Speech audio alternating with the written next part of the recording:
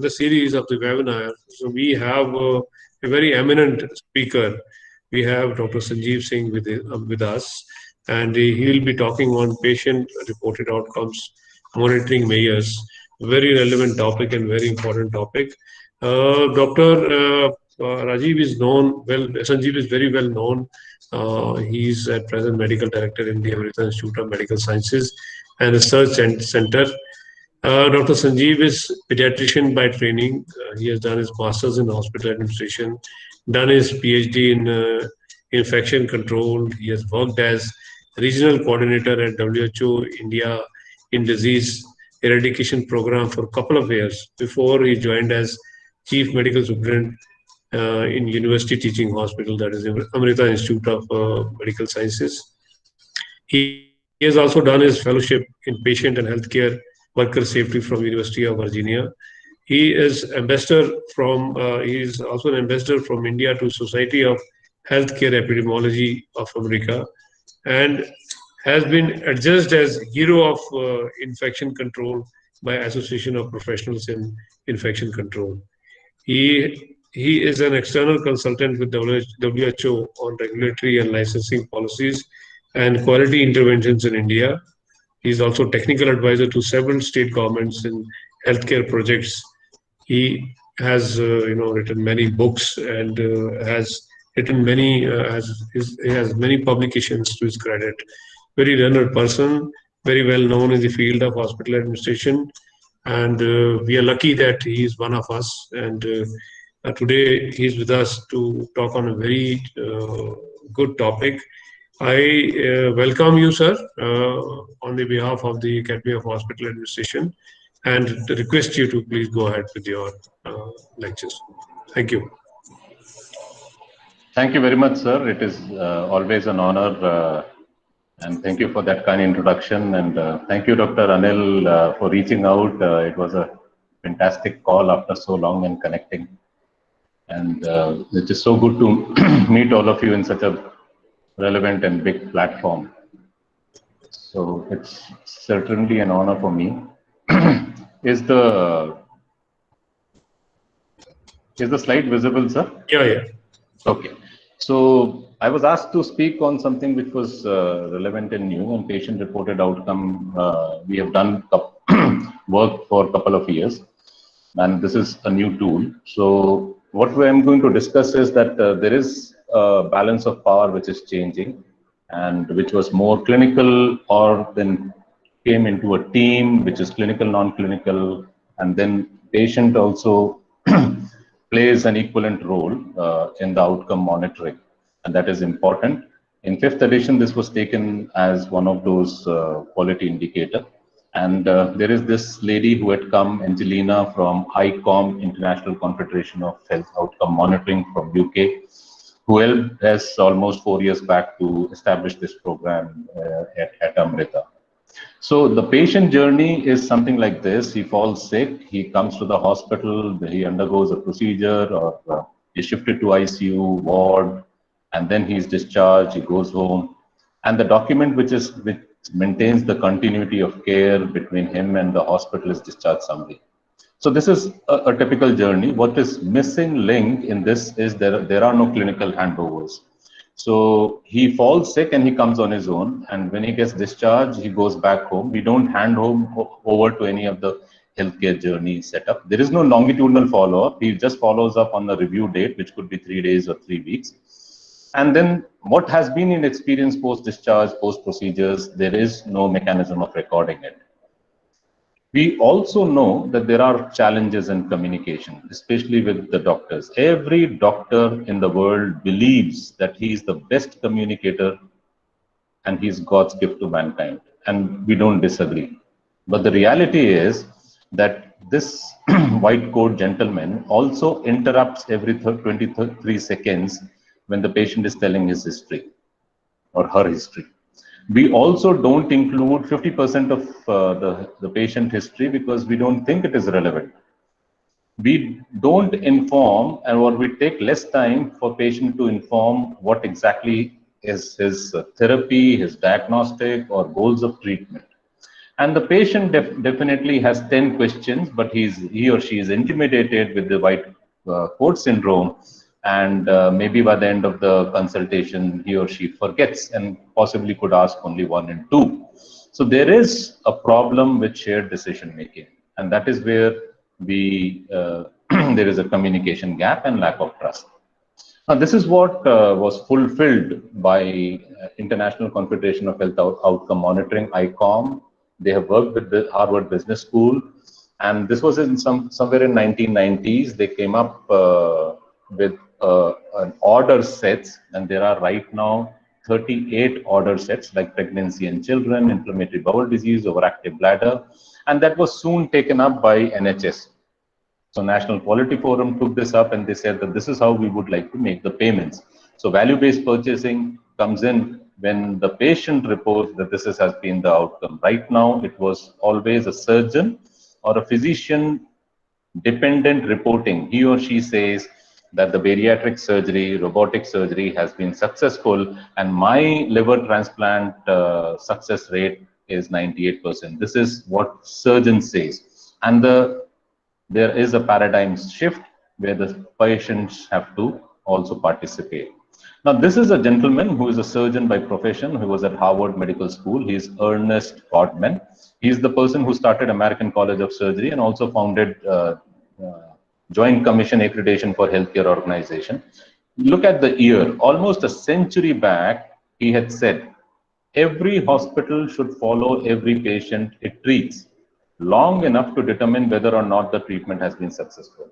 And that is the power. And he was known as an end result doctor. But what happened? He was thrown out of his institute because nobody was agreeable to share the end result of their surgery because everybody believed they are doing a fantastic job. And he later on joined Yale, but he was a magnificent and a path-breaking person. New England Journal said, how do we measure outcomes? So you would have all read about Michael Porter, and he's the person who basically started ICOM through Harvard Business School. And very interestingly, they say that clearly healthcare is shifting. The focus is shifting from volume-based delivery of care to value created for each patient. And that is, this value is defined by outcome versus cost. And that is where it became very, very different. Because right now, if you speak, the most of the hospitals' presentation is that they do 27 knee replacements per day. They do 50 MRI per day. So it's very volume based. And the paradigm shift is that we need to add that value for each patient. And that is outcome versus the cost. And that is also could be taken as a quality. And that is where Michael Porter, who started all this work, defined this journey. But the problem is, how do we define this? Because how do I choose a hospital? So we were choosing a hospital based on their reputation, word of mouth, or again, volume, or maybe we know that if the people go to Cleveland Clinic or if the people goes to All India Institute of Medical Sciences, they survive. So that's how they were ranked. But the true ranking came in with, again, the value-based proposition. So whether the incontinence improved, the bowel functions improved for all patients who came up with the prostate cancer and the treatment, because there are varied treatment even for prostate cancer. So what did they do? They broke everything into patient journey. So first is that, are there any acute complications of treatment? So they measured it with mortality and readmissions. But majority of it was patient-reported health status. So they report whether they have pain, they report how is the physical functioning, what is their work status, how is their quality of life, and what is an overall satisfaction. And then, is the disease under control? So do they require a need for surgery? How was the treatment and utilization and revision, which is for that particular procedure? So how do we measure and we make a meaningful outcome? Because if you look at this presentation from Sweden, and this is a Swedish data where National Quality Report for the year of diagnosis in 2002, National Prostate Cancer Registry, they looked at 5-year survival. And if you just focus on the 5-year survival, it all looks fantastic. And you will jump into the conclusion that it is all hunky-dory. But when you break it down into various factors where value have to be measured, 1 year continence, and again you see that there are few people who have possibly done well. So 1 year severe erectile dysfunction, there are few who have done well. So this is a Martini clinic at Sweden, who also was part of the consortium of patient-reported outcome. Now, there are recent articles which highlights that there are variation. The surgeons report something, the patient reports something, and the institution possibly is reporting something. So there was this Journal of Bone and Joint Surgery which published that there was more than 4-fold difference in the risk stratification of complication. Arthritis and Rheumatology published that 1/3 of TKA surgeries were judged as inappropriate. Fantastic report in 2014. And India also has 6,000 plus knee replacements per annum. So are they appropriate? Are they inappropriate? And why some of them have fantastic results and some of them don't? In the views of surgeons, that the patients and the outcome of medical and surgical interventions do not always agree. So there are disagreement between the surgeons, between the physicians, and also the patients, and then it leads to a revision rate of 20 to 24%. So there are problems. Now, what we right now do is depend on whatever the surgeon says. Surgeons, when you come and get a consultation, the surgeon says that his TKR, THR, unilateral, bilateral success rate is 97%. So this is what was published. Does the surgeon reported outcome correlates with PROM? And 306 TKA patients were taken, and there was a knee scoring and a functional scoring which was done. It was very interestingly found out that there are no significant correlation between American Knee Society functional score and Oxford knee score in osteoarthritis patient at midterm follow-up, meaning thereby to say that surgeons reported outcome does not correlate with the patient reported outcome. And this is an important revelation. So his 95%, 97% may not be true, and it possibly could drop to 70%. And we need to go back and to the drawing board and look, are we selecting the right cases? So they have said that acceptable outcomes would vary. And there is where, again, a personalized medicine would come into being. So the question is, are we only talking about knee replacement and hip replacement? So there is a lot of work which is already being done. It has been done for rheumatoid arthritis, and there is a quality of life questionnaire. Bariatric surgery, again, a QOL questionnaire. There is a chronic obstructive pulmonary disease where there is again a fantastic questionnaire which they have developed. Diabetes, epilepsy. So you look at every aspect of work productivity or anxiety and depression scale. So psychological well-being index, there are rheumatoid arthritis scale, there is so PROM could be done either as disease specific, it could be done as dimension specific, it could be done site specific. So we could just look at pulmonary hypertension. It could be done on individualized patient, or it could also measure utility of care. So utilization review within an institute of any procedures which is required. So what has been Amrita's experience, and why did we get into this PROM? We also realized when the patients go back to the community and our home health people were following up, they realized that there are lots of grievances and there were no shared decision making. Though we believe that we were fantastic, and we always thought that we were delivering good quality of care. Now, if we divide that into 6 models of health outcomes, either there is death and disease, or there could be disability and discomfort, or there could be dissatisfaction or increase in cost. Now, if this 6D model of health outcome, what do we do? How do we take care? How do we make a shared decision making, and how do we make outcomes good and the patient satisfied? And that is where we came across a good tool. So disease, death, disability, discomfort is measured fantastically well with PROM. Dissatisfaction is measured fantastically well with PREM. An increase in cost and its likelihood to the outcome is also measured with various quality of life questionnaire. And that is where we came across this particular work in somewhere in 2016. And we were very excited and we thought that we should look at it. So our methodology was to look at qualitative and quantitative work and look at various areas wherever we could excite those clinical team, and said that, are you ready to pilot it and see whether it works? So we did it in antibiotic stewardship, and here we followed a qualitative tool, which is ethnography and sociogram. We did it in orthopedics. The tool is Who's and Who's and SF12. We did it in cardiovascular triple vessel disease, where it was Euro quality of life 5D5L scoring. We also followed up on COPD patients on critical care with NSOFA and LAM, and bariatric surgery patients with bariatric quality of life. And this study was done between 2017 to 2019. So we looked at patients' behavior and his basically views on his outcome when he's present in the hospital, followed the patient at the time of discharge, 3 months after, 6 and 1 year. We have a fantastic department with beautiful girls who are medical social workers. So we have close to 44 department, and we have 38 medical social workers.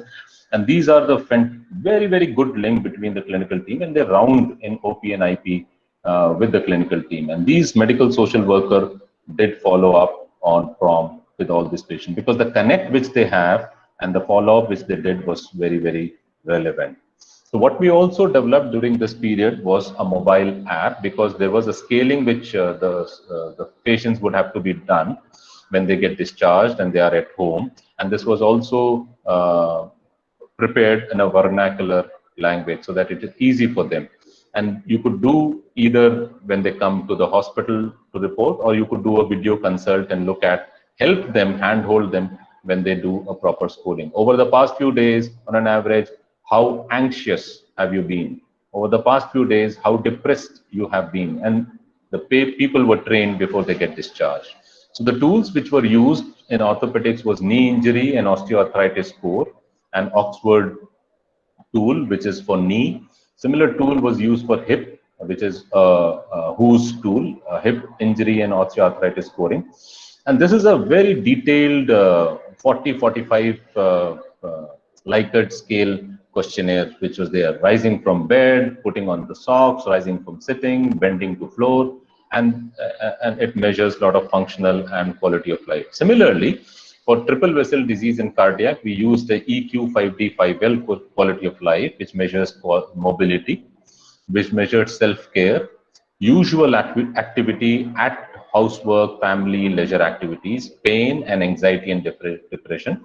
And that is also was measured under a scale, and the patients were trained when they get discharged. We also looked at patients' feedback monitoring, but it was not about food, not about parking facility, not about communication and behavior, but it was a tool which ICOM had developed, making you feel at ease. So do the clinical team, whenever they approach you, or even if during review, does they ease out? Do they allow you to tell your story? Are they listening? Are they interested in a whole, as a person as a whole, or they are only interested because you said nausea, vomiting, pain, loss of sleep? Fully understanding your concerns, explaining things clearly, being positive, and things like that. So it was a fantastic experience of care handling. So I'll go ahead with one of our tools which we use for antibiotic stewardship. This was an ethnography. It's a sociogram where we shadow the doctor. And very interestingly, we are a not-for-profit university teaching hospital, and we thought that we do practice team medicine. But when we started shadowing the doctors, we realized that the practice is very different. So this is the bed, this is the patient who's lying. So there is a head of department who asked maximum questions from the surgical resident who was not there on the night duty about how did the patient perform in the night. And the surgical resident gets most of his information from the nurse in charge.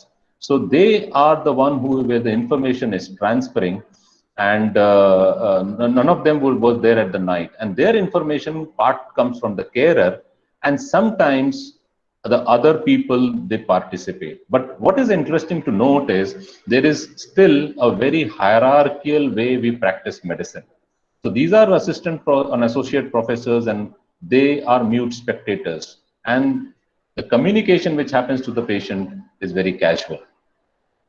We followed up the similar story in the gastrointestinal surgery, though we know cardiovascular department is always very difficult because, you know, there are cardiovascular thoracic surgeons and cardiologists above God. They are a very untouchable group.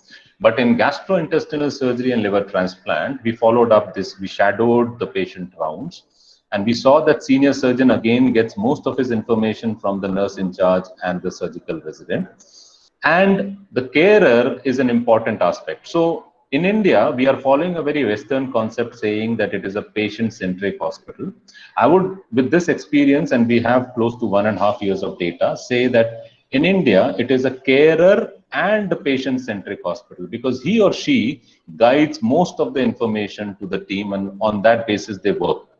And our medical social worker post round speaks to the patient, how did they feel about the round. So did they ask about antibiotic? Did they ask whether they are going to de-escalate or escalate antibiotic? Did they ask you to wash hands? Did they ask you to take care of the wound? And that was important.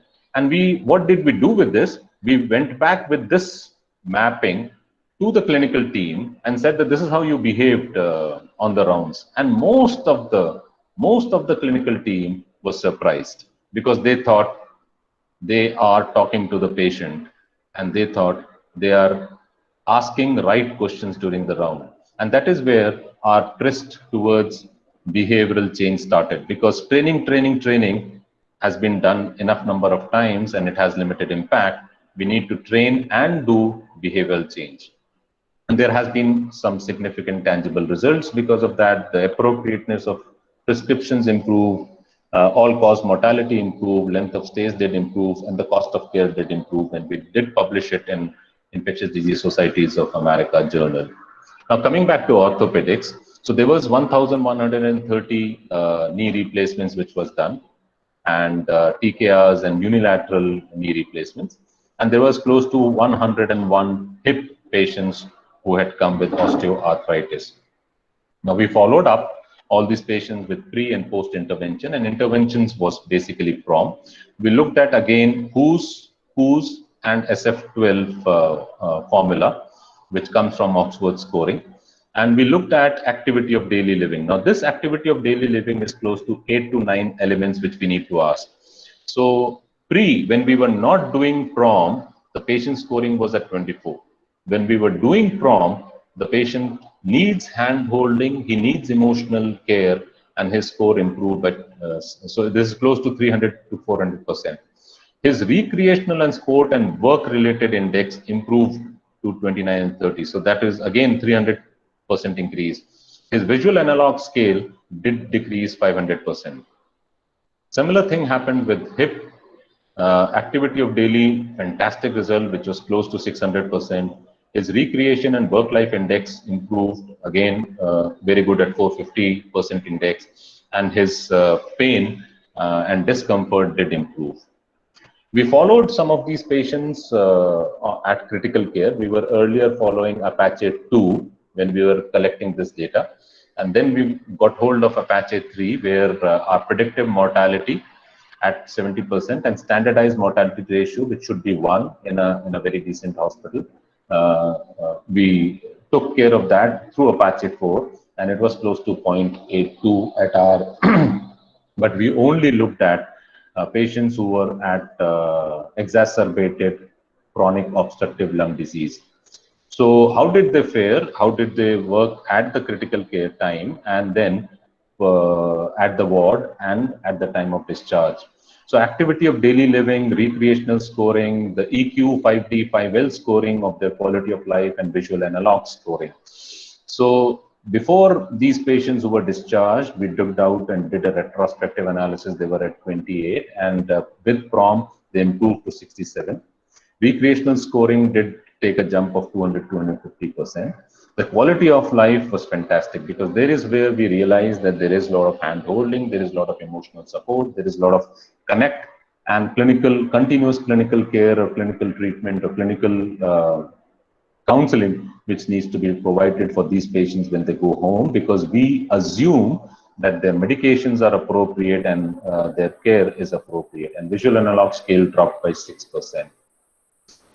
We followed up a similar PROM tool at all patients who had triple vessel disease. Again, there's a lot of complications at this juncture where the cardiologist and cardiovascular thoracic group have difference of opinion, but we brought all of them together on a Saturday adult cardiology CAT meeting, and we followed an AHA scoring pattern. And then those patients who had a triple vessel disease, we followed up on the scaling of functional daily living. We followed on a recreation score and a visual analog discomfort score and a quality of life scaling. So each, as you would have seen it earlier, each format which is used for each particular department, there are disease specific formats, there are dimension specific, there are personalized scoring format which is available, and that is where is the key which you could adopt for different department. There was a collaboration which we do on a yearly basis with Harvard Global Health, and we worked on heart failure, and we did our internal audit and followed up an American Heart Association standard of care.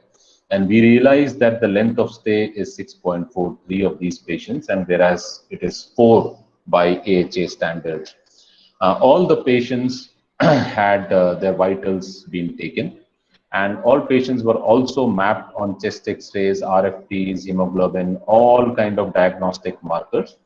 Echocardiography, which was looking at the diastolic and systolic functional grading. But what was also important is the most important biochemical marker was NT-proBNP for recognizing heart failure other than the clinical symptoms. So this was taken as just like RT-PCR in COVID. And we thought we are doing for 100% of patients, and we realized that it is only done at 61, though the cost definitely is high. But when we reached out to the patient who got discharged and followed up on their treatment as a outcome monitoring, we realized that these patients should be on a cardioprotective beta blocker and ACE inhibitor. We were thinking, along with the cardiology resident doctors, that it has been prescribed for 100% of the patients, but only 55% of the patients were actually taking this up. And that is where a longitudinal follow-up and outcome, if we have to improve, it is very, very important that these follow-ups also happen. Now, diet restrictions was written and followed up in 95, but salt and water restriction and intake was written in 2042, and these patients were actually not following, which was extremely critical for heart failure patients. Now, finally, this is the last bit of our case study at Amrita. We looked at, this was an ICMR project, and we had written down a grant, and we looked at the bariatric surgery for their quality of life. We divided them into two groups, one who had surgery and then who had not undergone surgery. And the tool which was used was a bariatric quality of life index tool. So first set of patients got into a quality of life questionnaire, and second set of patients looked at the weight-related emotional and social issues. And very interestingly, the patients who underwent surgery had a quality of life scoring of 52. So there is a definite improvement of those who had undergone surgery, and this was an independent but a single center study at our institute. Now, finally, there are economic gains. So we looked at, does that make any sense of just conducting these studies, or does it make any value to the hospital? So all-cause mortality, if you look at, they improved by 4% in the 4 departments where we had taken from. Length of stays improved by 0.9%. Patient experience did enhance in all these 4 clinical departments by 32%. Number of diagnostic, because they definitely, when you are following it up, they did increase, though this was not the intent of the study, but that was an indirect response of improvement. And no loss or follow-up for revisits patients. So 100% of these patients during the period of study did follow up with Amrita.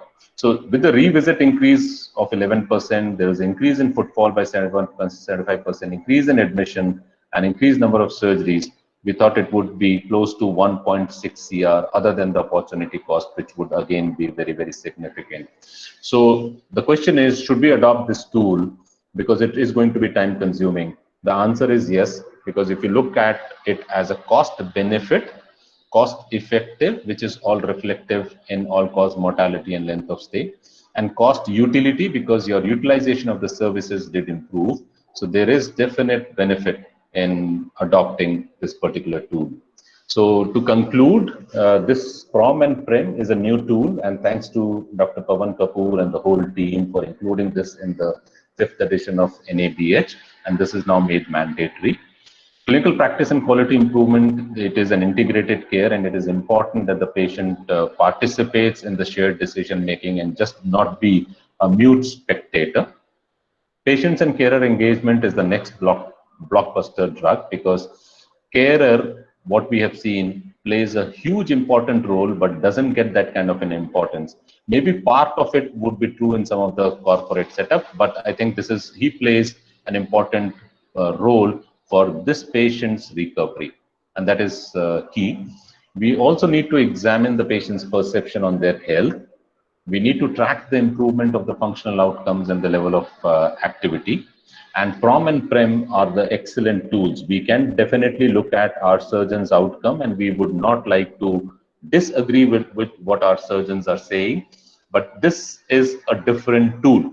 This is a tool where patients also participates in decision making and in monitoring outcomes. So it is not a all or none phenomena, but it is complementing the surgeon's success rates. So that is why it is important to adopt.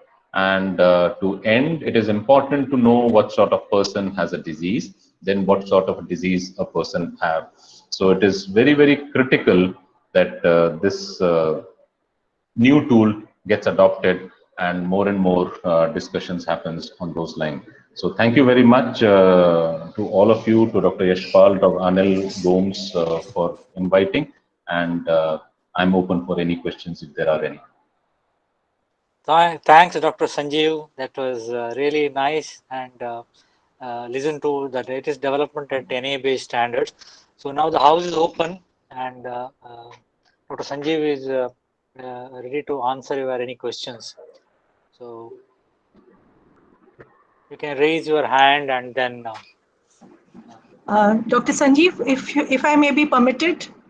Yes, please. Please. Yeah, Dr. Surekha Kashyap from Pune. Sir, one query comes to mind that the patient may not have the necessary technical qualification or knowledge to be able to assess the technical part of the procedure or treatment in a very fair manner, number one.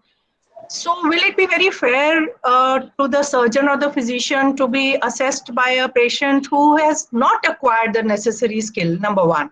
Number two is that we have accreditation now.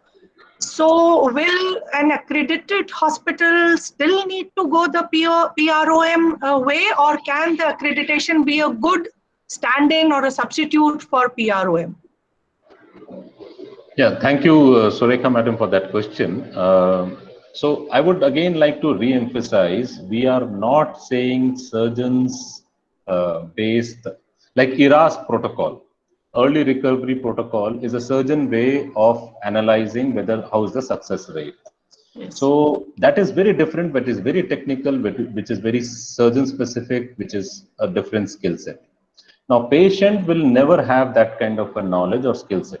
That is why this whole tool is very, very different, which patient understands. So it is about activity of daily living. He's not talking about his unilateral knee or his implant, whether it works. He's not talking about straight leg raising or his abduction or flexion. He's talking about activity of daily living. Can you sit up? Can you squat? Can you do this? Can you raise it to 90 degrees? Can you raise it to 50? He's talking about recreation. It is talking about pain. And when he is there, he already knows what is a visual analog scale, and then he participates in that during hospitalization. They're talking about quality of life. So are you anxious? So if you are deeply depressed, getting a knee replacement and looking at success rate is not going to happen. So you need to work. You need to preoperatively work on the patient. And I think that is the intent. And does accreditation help with PROM? Is there any synergy between a hospital which has been accredited with a high rating and the PROM scoring which they get? I thought the accreditation would be unbiased since it's by external agencies. It is unbiased. I may not be the right person to say because Dr. Pawan Kapoor should answer that. But accreditation, this is a tool. And I think you need to always raise a bar because you can keep doing the same thing over and over again. But how do you say that the carer and the patients starts participating? And fifth edition has given that tool to you to adopt. And it's going to, and they have also given you 8 months to 1 year time to look at this tool, work on this quality of life, and be prepared. But over to you, Dr. Pawan. I am not the right person to answer this. Sanjeev, you're always the right person to answer any question. Okay, but yes, I will tell you what has happened is earlier on, as a tool of patient assessment, to leave the patient care in the patient's hands. That was what probably Sanjeev tried to bring out, was that everything was in the, we call it patient-centric, but actually it was physician-centric. Let's put it that way. Now what has happened is that we wish to assess satisfaction based upon what the patient is feeling, how good is the service, what is the communication, what is the behavior, how was the diet, how was the cleanliness. But now here it has come as an add-on, as an outcome measure. When you came in with pain scale of 1 to 10, have you gone back with no pain after the surgery? You are not able to sit up, but are you able to sit up now? Now you're giving outcome. I came with this functional disability. That functional disability has been now addressed. So that has been given a scope. That's what he said, activity of daily living. He was not being able to perform that, but nobody was asking him that. The surgeon was saying, now you can walk. Now you will have no pain. But was he actually not having pain? Was he actually able to walk? This is the outcome which you're looking at. And that is why in the 5th edition, we have added this as a sign of the patient-reported outcome measures as one of the tools to measure the success of what you have actually achieved than what you have perceived to achieve. So that is why this has come. Of course, it will not take 1 year. We have given them, this will be assessed at the level after 4 years. Means it is at the level of excellence. We have separate standards, objective element. This objective element will be assessed when you come for re-accreditation. Means you have been accredited once in one cycle of 4 years. When you come back, then you should be able to do this. So you have got 4 years time to develop your own prompts, whether they are disease specific or they are generic in nature. You develop your own prompts based upon the international guidelines and implement them and see the outcomes. I think 4 years time, the hospitals have enough time for them to understand the concept. And I think, Sanjeev, I must thank you on behalf of all of us. You have made slightly a complex subject a very, very simple subject. So, thank you very much, Sanjeev. And I think I've been able to cover the accreditation part. So, Rekha, are you okay with it? Thank you very much, sir. Thank you, sir. Sir, thank you so much. Okay, thank you, sir.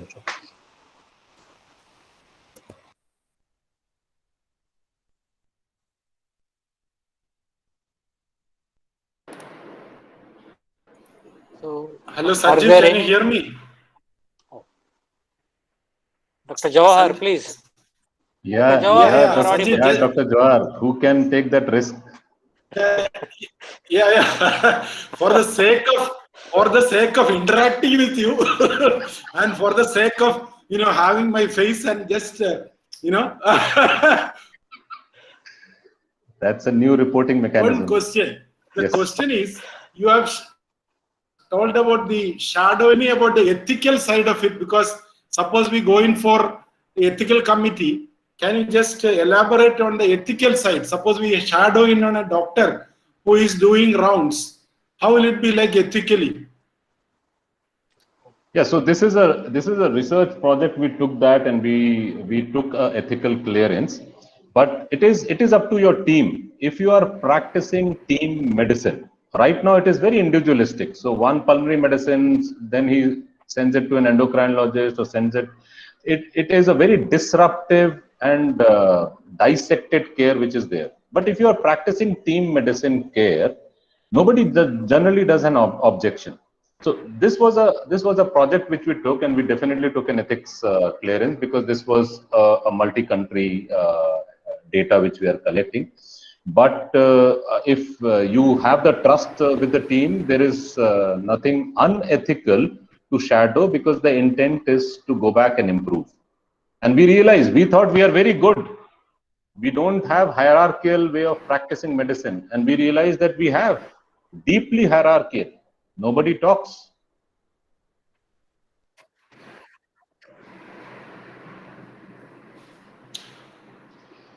Just for the sake of asking, I have also replied just for the sake of replying. Thank you. Yeah. Okay. You all got the answer.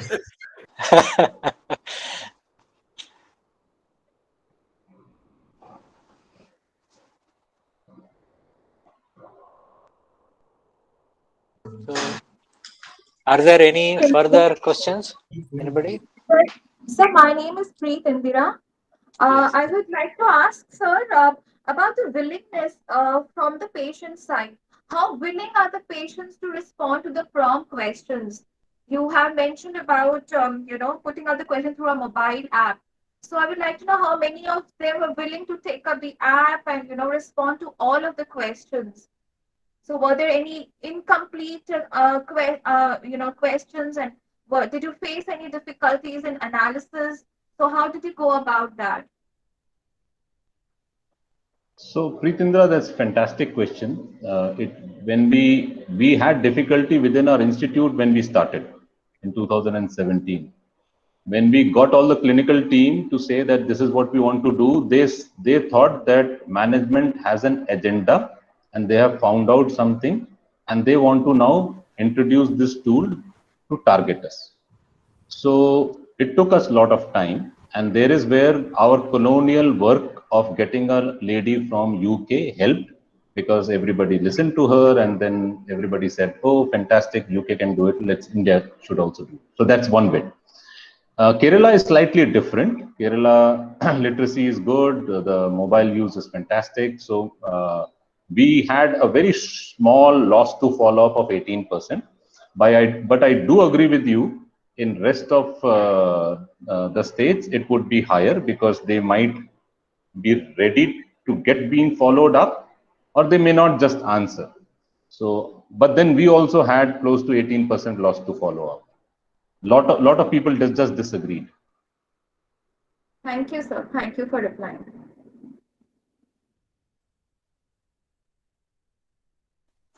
Dr. Gomes, before you make some closing remarks and close the session, I can see Dr. Garg also here. I welcome him also, and there are many other prominent people around. So I welcome you all, sir. Sir, I'll request Dr. Pawan Kapoor to please announce his topic, because next week is his turn. So before we close, I will request him to, announce himself what he wants to talk next week, and we'll arrange accordingly. Okay, can you? I was going to say one thing, that make it once in a fortnight. Every week is becoming slightly difficult because we all are having our hands full. That was my suggestion, which you asked a question in the beginning. That is one. Second topic is, so many people are here. You asked me what topic they want to hear about, so I'll prepare for that topic. Otherwise, I'll thrust my topic on them. On which I am an expert. I will not require to prepare, and I will do it. But if they throw some challenge at me, I'll be also challenged, and I'll prepare a topic of their interest, which is of contemporary nature. Sir, your first, what you said that, once in a fortnight, we agree to that. Other part, if somebody wants to comment, welcome. Otherwise, you can decide yourself and convey it to us, sir. Let me ask we'll other people you, whatever they want to know. Many people, sir. Please. Yeah. If somebody wants something in which you want some clarification or something of contemporary interest. Thanks, Dr. Pawan. Sir, we would like you to talk something related to armed forces and NABH and hospital administration. If you can combine and then give us something, a capsule That is too much. बहुत बड़ा subject हो जाएगा. बहुत बड़ा sir. Too He big a is asking subject. for a big capsule. I don't know what sort of capsule he is asking for. Yeah, any other suggestions Okay. also are welcome. So we Suggestions would from like others to also. hear sir, I would like to suggest if you could talk about the innovativeness, the innovations you have undertaken in the AFMC, the armed forces, the medical technology wise, which we can implement in other healthcare areas also. Your So that is hospital one topic. admin, your things, sir. I have left the armed forces almost 3.5 years back. Means I retired. I am now an old man. So innovations, I can only say what happened in my time. Whatever innovations we actually did created, they are being implemented now. Some of them the government is implementing now, especially the mobile oxygen generation plant, which we had asked the government in 2011 and 12 that this should be taken. You should provide mobile oxygen generation plant. This is now being implemented because of this COVID-19. Yes, yes. So in fact, I would like to suggest you that you can talk about the innovations which are, which have been done recently during the COVID. So if something of that sort can be arranged, I think it will be of great Okay. help to each one of us. Yes, yes, sir. All So right. that So, will be very relevant during this time for the greater audience. all right. Okay, Some let me think suggestions if have I can also come gather in. enough. Yes, sir. Yes, sir. If I can gather enough information, I will try to definitely present that. Okay, that is one topic. Yeah, some suggestions have come as in the inbox also, which you may be able to see. Some Inbox, messages chat have box. come. Yes, please. Okay. Yeah. Patient safety culture and safety projects. Yes. Okay. So others also welcome to suggest topics for our future webinars. And we also welcome resource persons to voluntarily come and join us for our future webinars. Thanks, Dr. Pawan, for accepting our request for the next webinar. That I had already accepted. I can't say Yes. no to Yashpal at any point of time. Very No, difficult sir, to say that's no my to. prayer, sir. You're really And great, thanks. sir. And your suggestion is also most appropriate. We will make it fortnightly, considering the circumstances we are going through. All Thanks. right. Thanks, Colonel Sureka. Thank you, sir. For your participation, presence. We have senior members here. Thank you. And we will continue to hold these webinars, and we look forward to your support, same support. And you can always send your suggestions. Email is available. You can phone. And thank you again. On behalf of the BOE president and myself, I want to thank you, Dr. Sanjeev Singh, for sparing his valuable time, sharing his knowledge, and enriching our subject with us. Thank you, Dr. Sanjeev, and thank you all. Thank you, Thank you Dr. so much. Sanjeev. Thank you, sir, Thank you, for Dr. Sanjeev. inviting. Thank you, sir. Thank you, sir. Thank you, Thank you very much. Have a Thank you. nice day. Thank you. Have safe time. Thank you, everyone. Thank you. Have a Bye-bye. nice weekend. Bye bye. Bye-bye. Thank you.